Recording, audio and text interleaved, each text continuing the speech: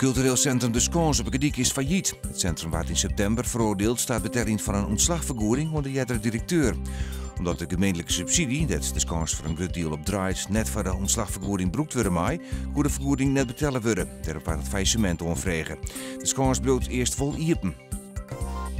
D66-Kamerlid Magda Bernsen van Bedaard is dwaande met een wetsvoorstel voor reguliere wietteelt. Nevens de oud-politiecommissaris heeft de politie nou te volle tijd kwijt om de streets en illegale plantages. Verscheidene gemeenten, waaronder Ljout en Smellingelaan, hebben het Riek al om toestemming gekregen voor een legale hemplantage.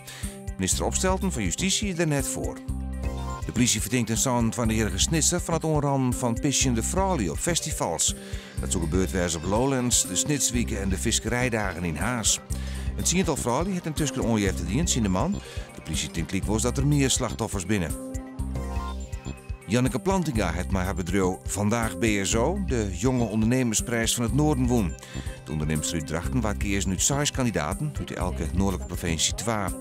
De prijs bestaat onder andere uit vergezen publiciteit voor een bedrag van €10.000.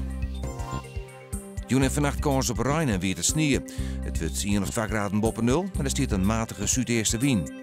Morgen breekt de zinnen terug, het is droog en het wordt een graad als 5. De matte eerste wind is vrij krachtig en daardoor viel het koud aan.